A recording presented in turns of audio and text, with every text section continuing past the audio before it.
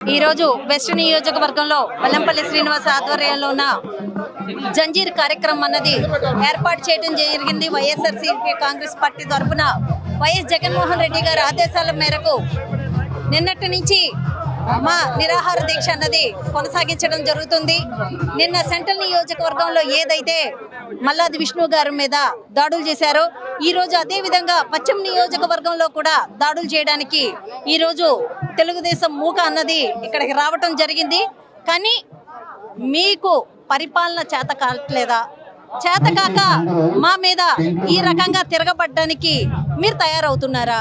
మీ super 6 super hit అయితే మీరు ప్రజలకు ఇస్తానన్న హామీలు ఇచ్చి ఉంటే ఈరోజు మేము బయటికి వచ్చే పనే మాకుండేది కాదు. గత 5 ఏళ్ల గవర్నమెంట్లో జగన్మోహన్ రెడ్డి గారు ఏదైతే ఆయన ఇచ్చిన ప్రతి ఒక్క హామీని అమలు చేశారో అదే రకంగా మీరు ఇచ్చే హామీలు కూడా అమలు చేసి ఉంటే మేము ఈరోజు బయటకు వచ్చి మిమ్మల్ని ప్రశ్నించే అధికారమే మాకుండేది కాదు. మీరు పూర్తి స్థాయిలోన ఏదైతే మీరు ఇచ్చిన హామీలు అమలు చేయలేకపోయినారో మీరు ఒక చేతకాని ప్రభుత్వము, చావలేని ప్రభుత్వంగా మీరు ఈరోజు నిలబడ్డారు. కాబట్టి మేము ప్రజల తరపున పోరాడడానికి, విద్యార్థుల తరపున పోరాడడానికి మేము ఈరోజు బయటికి రావడం జరిగింది. మెగా డిఎస్సి అని ఒక దగా డిఎస్సి చేసి మీరు ప్రజల్ని ఎంత దారుణంగా మోసం చేశారో, విద్యార్థులను ఎంత దారుణంగా మోసం చేశారో ఈరోజు విద్యార్థులు మాతో పాటు కలిసి ప్రయాణం చేస్తున్నారు. మాతో పాటు వాళ్ళు కూడా రోడ్ల మీదకి వస్తున్నారు. మాతో పాటు వాళ్ళు కూడా ఈరోజు ఫీజు రీఇంబర్స్మెంట్ 10,000 కోట్లు మీరు ఎగ్గొట్టడం మూలాన విద్యార్థుల సర్టిఫికెట్లు ఈరోజు కాలేజీల్లో ఉన్నాయి. కాదని మీరు చెప్పగలరా? ఏ ఒక్క కాలేజీలో మేము రూపాయి అప్పులేము, బాకీలేమో అని మీరు చెప్పగలరా? మొన్న డిఎస్సిలోన ఏదైతే అవినీతి జరిగిందో జగన్మోహన్ రెడ్డి గారు సుదీర్ఘంగా దాని గురించి చర్చించి ఆధారాలతో సహా బయటపెడితే 4వ నెంబర్ జీవో, 47వ నెంబర్ జీవో మీరు ఎందుకు తీసుకొచ్చారు? మళ్ళీ ఆ జీవోని ఎందుకు క్యాన్సిల్ చేశారు? విద్యాశాఖ మంత్రి నారా లోకేష్ మీకు కానీ మా గవర్నమెంట్ అంటే మా వైఎస్ఆర్ జగన్మోహన్ రెడ్డి గారన్నా మా పార్టీ అంటే భయము భీతి మీకు లేకపోతే, నిజంగా మీకు ధైర్యం ఉంటే ఈ 2 జీవోలు మీరు ఎందుకు ఇచ్చారు, ఎందుకు క్యాన్సిల్ చేశారు? దీనికి మీరు సమాధానం తక్షణమే చెప్పండి. మీరు చెప్పలేని రోజు మీరు రాజీనామా చేయండి, లేదా దీన్ని సిబిఐ ఎంక్వైరీకైనా ఇవ్వండి. మేము అడుగుతుంది ఇదే. మేము విద్యార్థుల తరపున విద్యార్థుల కోసం మేము పోరాటం చేయడానికి వచ్చాం. ఎవరు చెప్పమన్నారు మిమ్మల్ని? జీవన భృతి 3,000 రూపాయలు ఇస్తామని ఎవరు అడిగారు మిమ్మల్ని? మిమ్మల్ని విద్యార్థులు అడిగారా? అడగలేదే. మీరే చెప్పారు 3,000 రూపాయలు జీవన భృతి ఇస్తానని. ఇంతవరకు రూపాయి ఇచ్చారా? 25 నెలల కాలం అవుతుంది. అవాకులు చవాకులు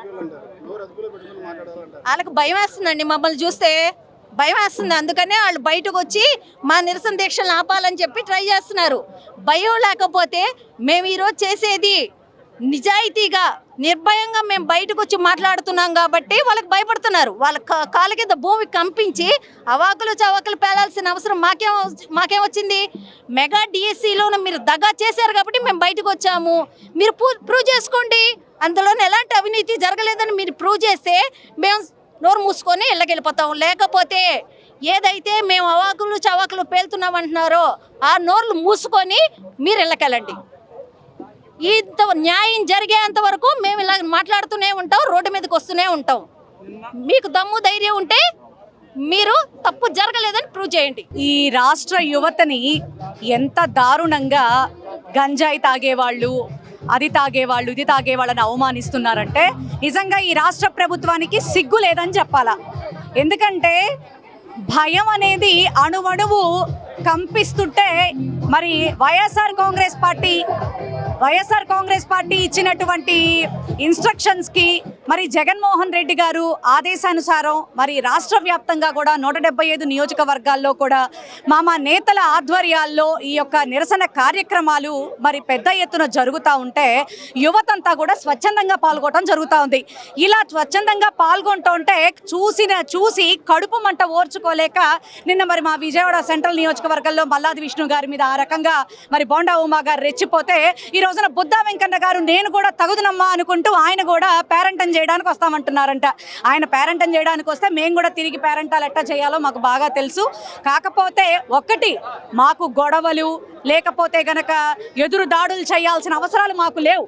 ఎందుకంటే అవాకులు చవాకులు పేలుతున్నారని నోటుకొచ్చినట్టు మాట్లాడుతూ ఉన్నారు. ఈ మాటలకి ఖచ్చితంగా ఈ ప్రభుత్వం బాధపడుతుంది. ఎందుకంటే మేము యువత భవిష్యత్తు బంగారంలా ఉండటం కోసం మేము మాట్లాడుతూ ఉన్నాం, యువత భవిష్యత్తు కోసం మేము మాట్లాడుతూ ఉన్నాం.